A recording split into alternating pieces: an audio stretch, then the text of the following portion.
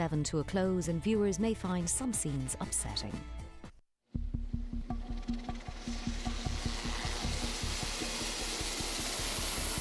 Rescue 117 is the Irish Coast Guard's rescue helicopter service based at Waterford Airport. For 6 months, RTE cameras have followed this unit as they battle against the elements to save lives. On this show, flying blind for a training exercise, the crew of Rescue 117 approach an Irish Navy vessel. Giving us green day. He's ready. And a call to all local fishermen to help search for a missing vessel. Pan, all stations. Fishing vessel south of Tramore East. Any vessels with information, please call the Rosslare Coast Guard Radio.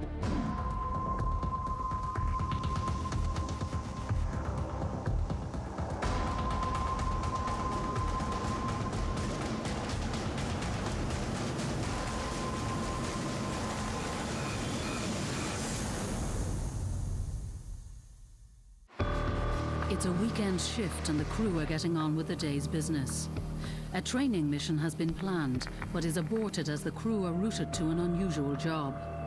A woman has fallen from her horse and emergency services cannot bring her to hospital due to her inaccessible location. With no time to lose, the crew of Rescue 117 decide to keep the rotors running and refuel. This is called a hot refuel. The crew on duty are pilot Peter Mackenzie-Brown, co-pilot John Cullicutt, winch operator Neville Murphy and winchman Mike Sandover.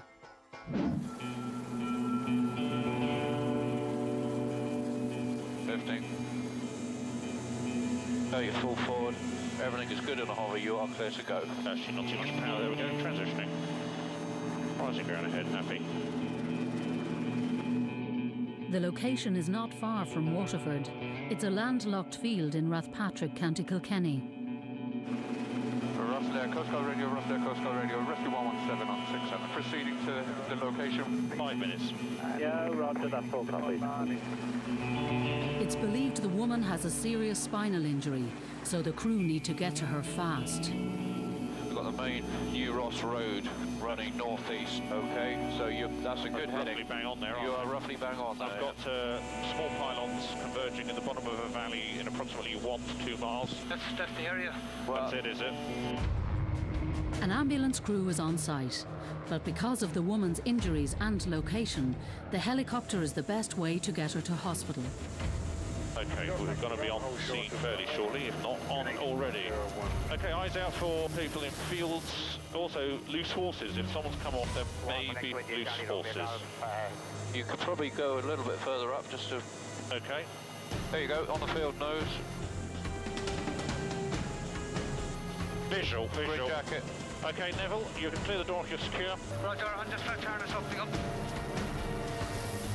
It is difficult to judge the slope of the field from a height, so the crew must be extra careful. Neville guides the helicopter down.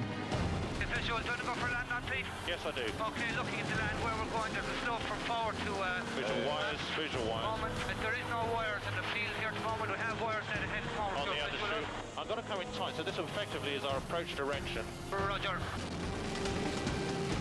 Roger, beginning my approach. We are committed. Roger, coming over the fence. You're down the spot. There is a slope from right to left, please.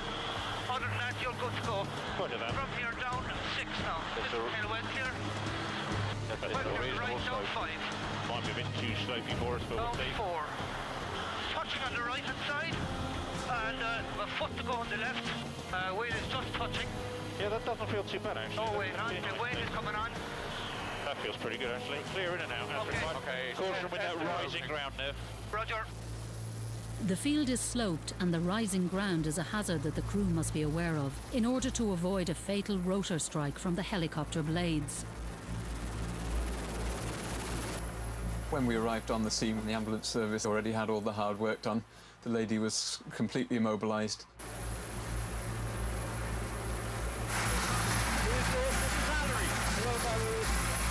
Anybody who's been involved in an accident of this nature, it's just standard practice to suspect a possible spinal injury.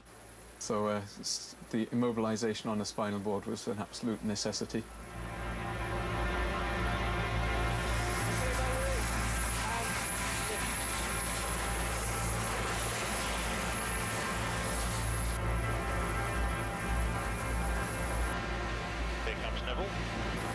Neville has returned to the craft to get set up to receive the casualty.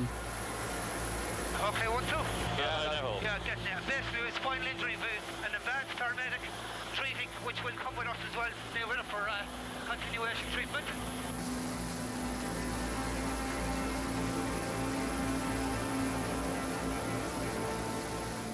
The guy that travelled with us is an advanced paramedic. He had administered morphine, and in that situation it's very important that he stays with the patient just to monitor the patient and for any reaction the patient might be having to morphine. Everyone ready, yeah? Okay. At the door, and you are clear lift. Rescue 117, lifting. And closing up from the back. Closed and secure. We'll be there in about 2 minutes, guys. Okay. Roger that. The crew attend to the patient Valerie on board the craft.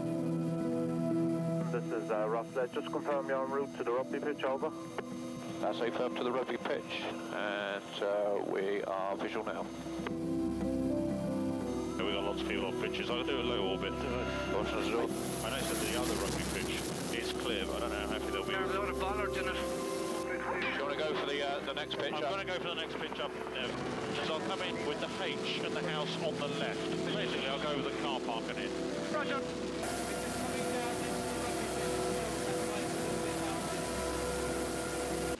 Aware of the danger, the crew descend carefully.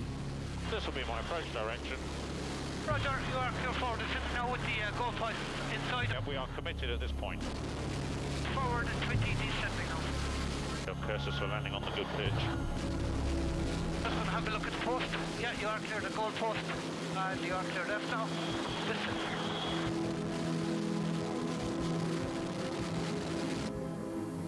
Forward 1 50 descending. feet. And steady. Good spot. Clear down the spot from here now. Down 1. And touching on the left, touching on the right. Tail wheel is just touching. Really don't want to shut down with plenty of people around.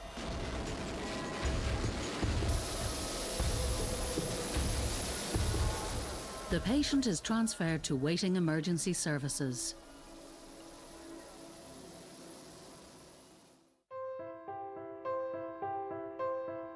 I landed on the base of my neck, and I always remember banging it and saying, "Oh God, I'm in trouble."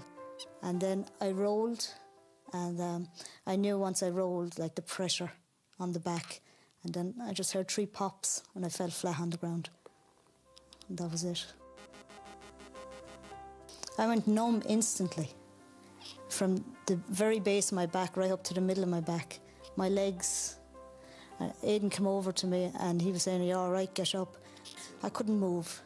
I had numbness like from the middle of my back down, but I could move my feet.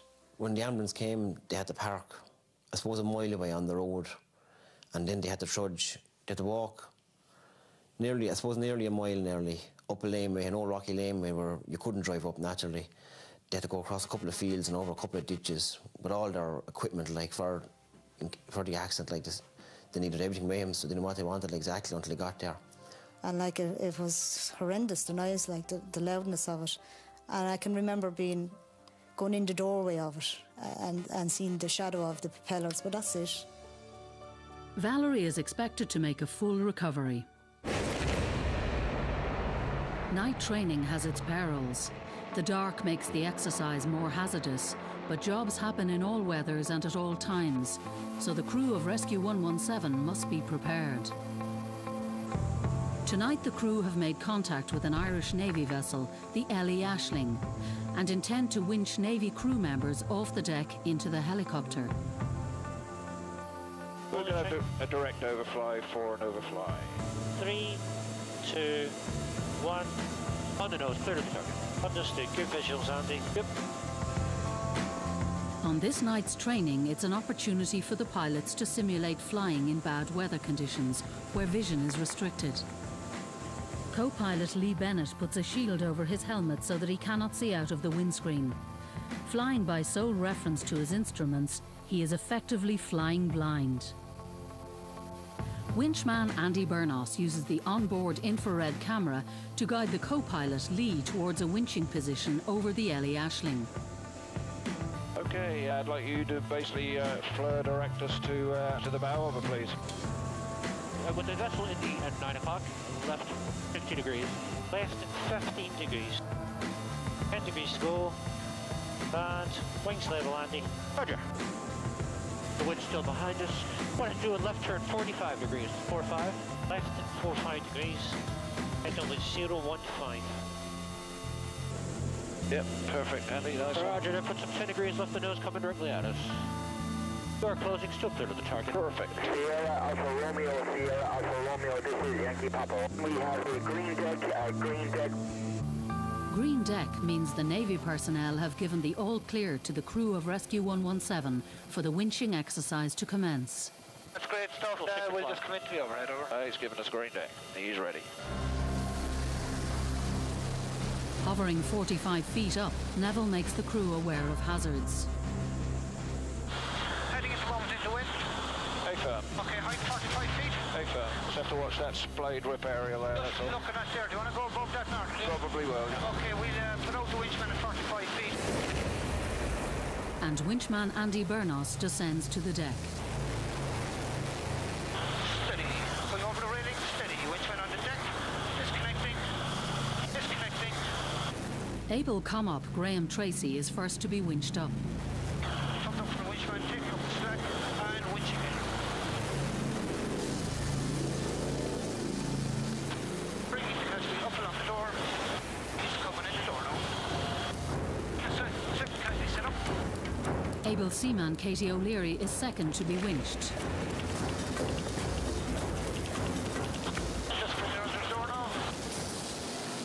Yep, just swap them round and put the other one that you got first back on, please. Hey, Phil, that's not going to do that. How about that?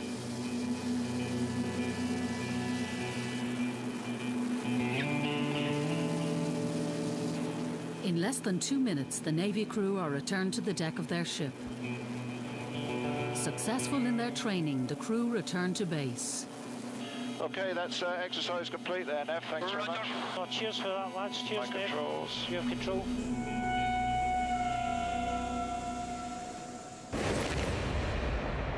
Media spotlight of a different kind came to the Waterford base in spring 2010. The contract for the Irish Coast Guard helicopter service was up for renewal.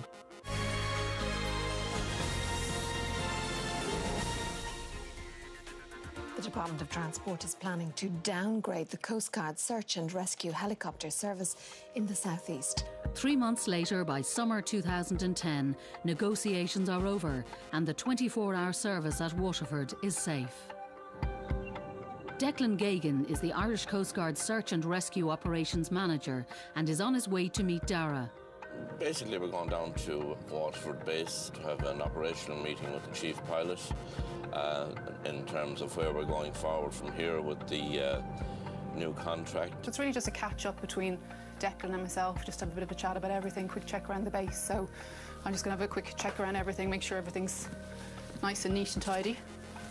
Should be. There would have been more than one bidder for this contract. Obviously, there was a standstill period where the department, the minister and the Coast Guard management were unable to comment on any of the issues that were being debated in public. Things have worked out and there is no change to the base, and hopefully we go forward from here. The feeling really on the base here, obviously we were a little bit worried and stuff, but really I think we're just relieved for whatever reason, whatever decision was made, it's just the right decision. I think the base means a lot to us, it means an awful lot to the local people here, and it's a busy base, you know yourself, so to be honest it's just a relief from all of our parts, so it's not going to be downgraded in any way.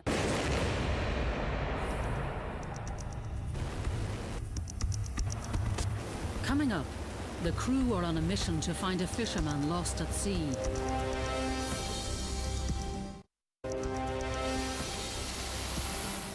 Helicopter Rescue 117 is based in Waterford. RTE cameras have been following the team and their rescues as they unfold.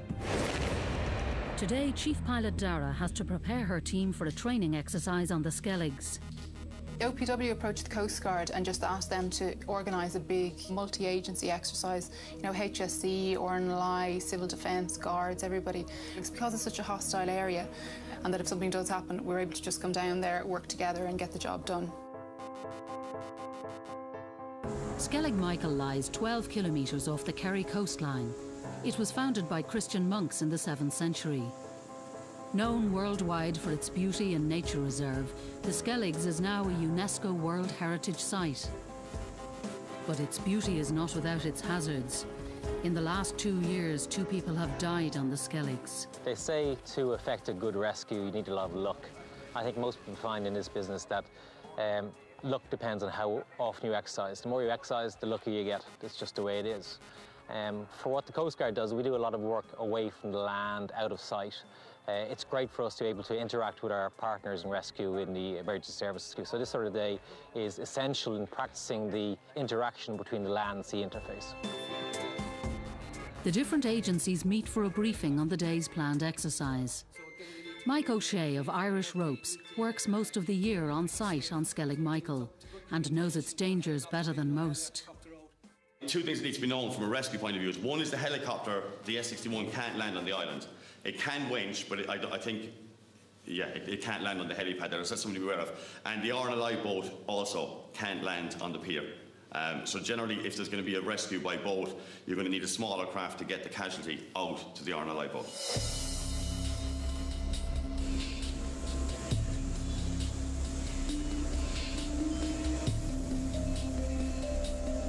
As well as going out to Skellig Michael, the teams also take the opportunity to simulate a cliff rescue nearby. Okay, guys, stop. That's it. Okay.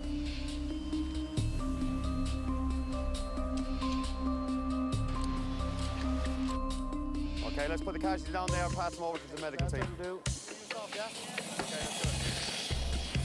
The plan that we would like to do is go straight up, winch Andy out, winch stretcher out. We'll bugger off as we would on a normal job, and then we'll come back in and winch them in. Grand job.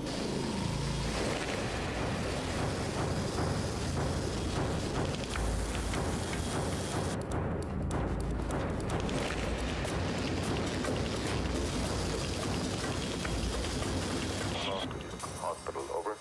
Hoist the pilot. Yep. And winch out. About another 30%, keep going, and you're clear to go.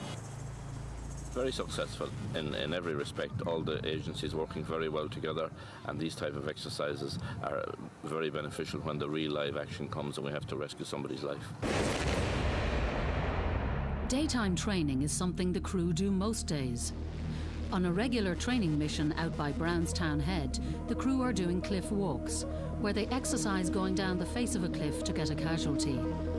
It's a calm afternoon and the sea swell is low. Suddenly, a pan-pan call comes across the airwaves. Pan, all stations. This is Rosslare, Coast Guard radio. A pan-pan call means that a situation is urgent, but as of yet, no one's life is in imminent danger. On duty is pilot Dara Fitzpatrick, co-pilot Ronan Flanagan, winch operator Neil McAdam and winchman Mike Sandover. A fishing vessel has been spotted drifting with no crew on board. It's a cause for concern. Fishing vessel at Red Head, south of Dunmore East. Any vessels with information, please call Rosslare Coast Guard radio.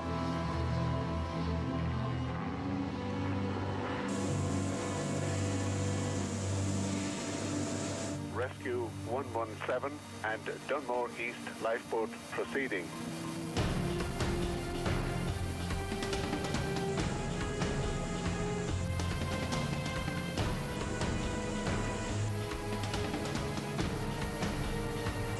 Any vessels with information, please call Rosslare Coast Guard radio. The local fishing community come out in force to help with the search.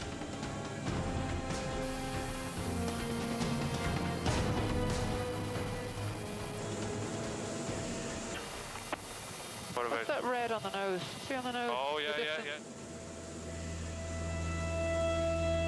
Dara has spotted the vessel tucked into a nook in the rock face.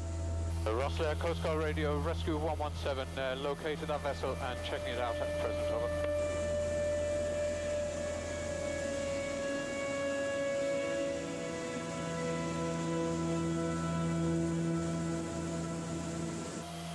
Nobody on it? Engines seems still running, but nobody on board. The search is now on for the skipper, Paddy Mason. Rescue 117, don't worry, slight forward. I wonder if you could do a search from our position here down towards Foynes Head and Brownstown Head, please, huh? Yeah, no problem. Okay.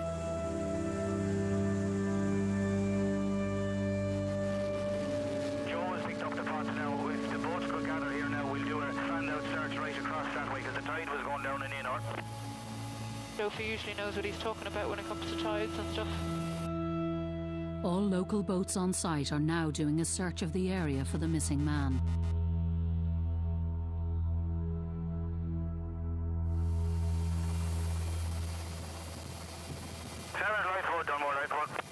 We have the casualty here at this location, just off your port bow. Over.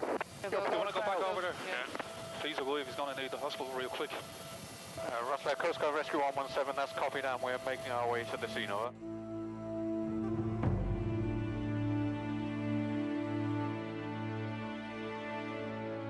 So, do you have any further information, over? Rescue 117, we found the casualty. Paddy Mason has not survived.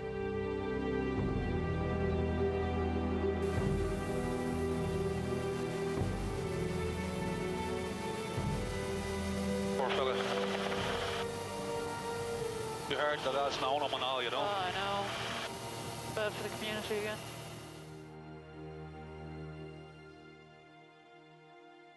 I think from our point of view, it was fantastic just to see the local community. Very sad for them and very difficult for them, but like the coxswain, the lifeboat there, who knows the tides and knows areas, and even knew him and knew where he would fish. Where he might be. Yeah, they just clicked into place, and they knew, and everybody, there was just boats coming from everywhere to search for this guy, which was very unfortunate. Good and great for the family found his body, but it's a shame it wasn't a better result, you know. In 2009, the Irish Coast Guard carried out 2,000 missions and assisted 3,000 people. Here at Waterford, we have a huge variety of jobs. In the past 12 months, the crew of Rescue 117 have carried out 147 missions. Everything from cliff jobs to windsurfers to mountains to vessels at sea. In the last year, they have assisted and saved 140 lives. And for us, really, we have to make sure when we come on shift here that we're ready for absolutely everything. The crew of Rescue 117 remain on duty 24 hours a day, every day.